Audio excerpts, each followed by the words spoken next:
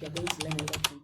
Hi guys, using any of this silvercrest as a case of points, relax, open and close. It is not advised that used for blending dry item, and this is used for blending wet. Hi, welcome. Welcome back to my channel. It's been a long time we last saw each other, and I have lots of things to talk to discuss with you guys. But today is not the day. But trust me, I will discuss everything. So if you don't know what I'm talking about, you can check out my previous video to see how I think I've kept you guys spending. But today I want to discuss something very important with you guys.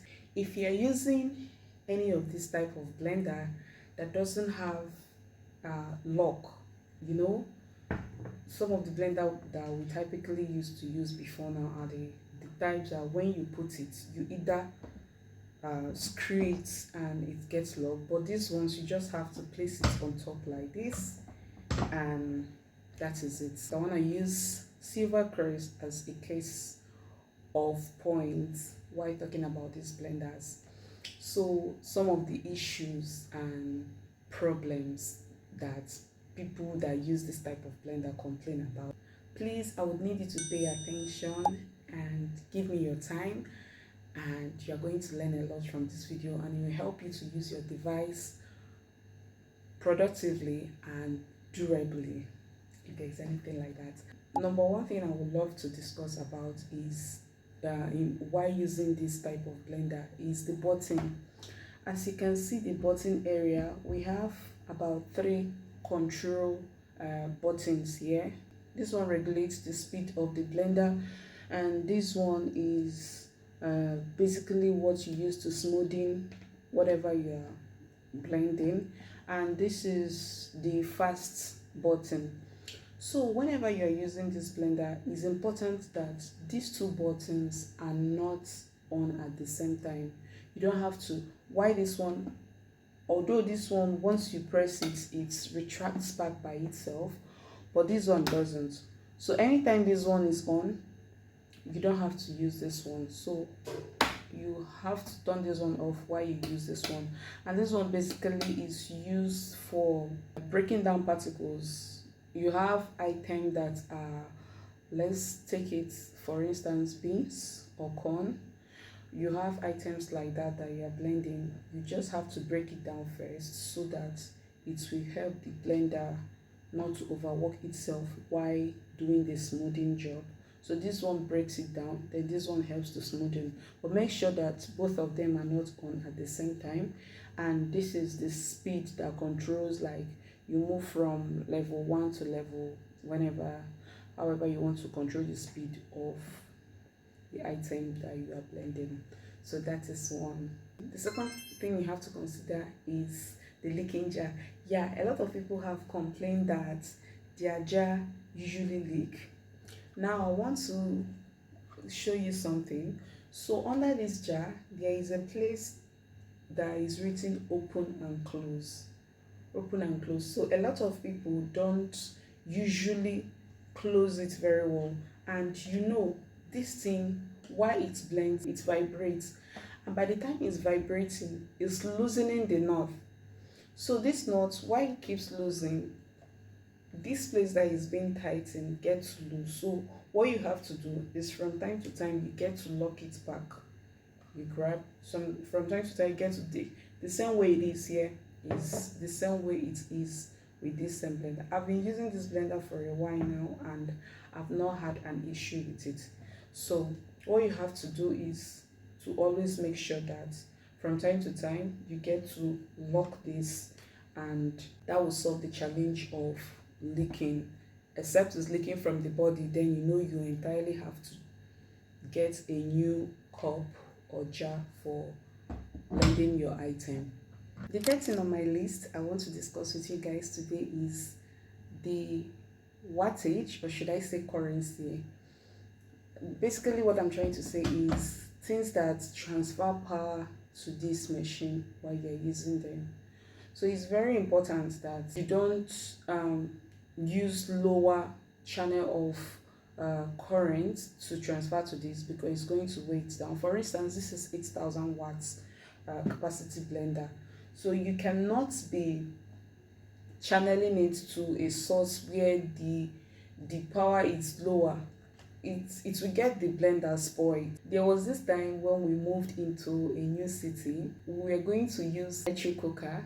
So that very moment we brought the electric cooker and we just plugged it directly in the socket.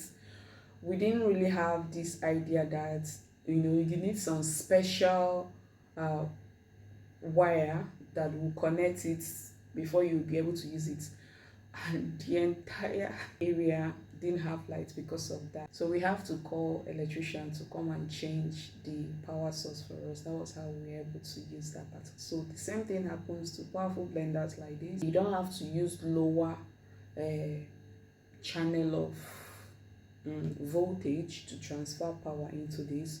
So you either use the one that is higher, or the one that both of them match. So that's the best, which brings me to the topic of using extensions.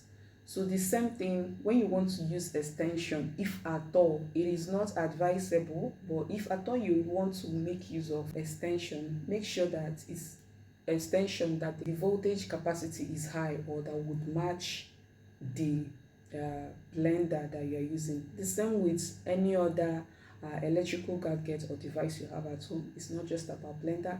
Make sure that their voltage is a match or a bit higher, the one that is transferring the power to the electrical gadgets that you are using. The next option on my list, which is item number 4, is the usage of this jar.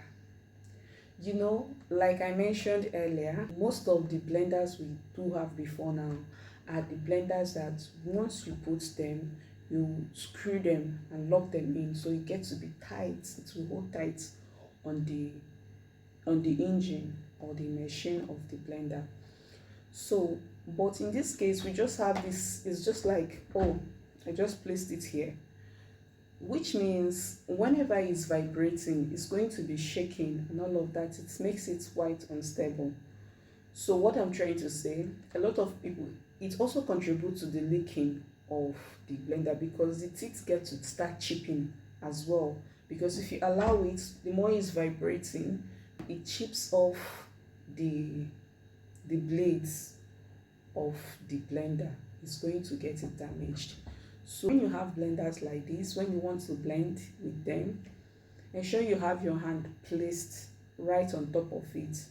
I don't say you should carry your whole weight, just enough to hold it down, and don't allow it to be forced with too much pressure because it comes with consequences. And when this thing starts to damage and chip off, you have to replace it. So that's expenses is on you. Fifth item on my list today that I want to discuss with you guys, based on the common issues I've found with these blenders, is the cleaning. Some people don't take their time to take care of their blender, which is very bad. You need to thoroughly clean your blender. The blender could be overheating or just locked, it's very dirty. This thing can literally be taken out. So from time to time, you take out, it's a plastic, you can even wash it. So you take it out, ensure you clean it thoroughly, wash it, then you clean the surface area of this place. And just when you wash this, you've already washed the front and the back. So you thoroughly clean this place. Ensure you keep your blenders neat so that you will know what is causing problem to your blender, perhaps overheating and all of that. So those are some of the common challenges I've found people complain about always. Another thing I would also want to talk about is people that overload this blender. You don't have to overload it. Let's call this a bonus point. Don't overload it. Anytime you want to blend with this, don't overload it. I know, like this one is about, I have to find this out myself while using this blender. So this one is about 3 liters. And initially when I started using this blender, I used to feel it, and I noticed it would, be agitating so much to blend. And when I bring out what the item that I've blended, I would notice that the down part blend smoothly, but the upper part is just rough. So I decided to start, reducing the volume at which I load item inside this, and it actually helped a lot while I blend. So everything tends to blend evenly.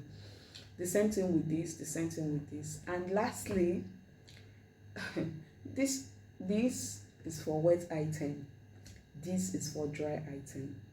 Okay, for those that don't know it yet, this is used for blending dry item, and this is used for blending wet item. So you don't come and carry your reggae and spoil your blues. I hope some of the tips I've shared here will be able to assist you in utilizing your blenders from now upwards, so that you won't be having issue with it. This is your first time for coming across my channel. Thank you for watching and staying to the end of this video. This is For Me Household Limited, and we are into household item, different gadgets. We supply to both end users and resellers. So if you want to shop any of this item or all of your favorite household item, we are available for you. And if you have any question at all that is not tackled here, any of the challenge you face with your blenders or any other household electrical gadgets, or any other gadgets even that relates to home, drop it in the comment section and we will take care of that. Please share, like, comment, and especially subscribe to our channel. We are just here and we would love to grow with you guys. Bye, and see you in my next one.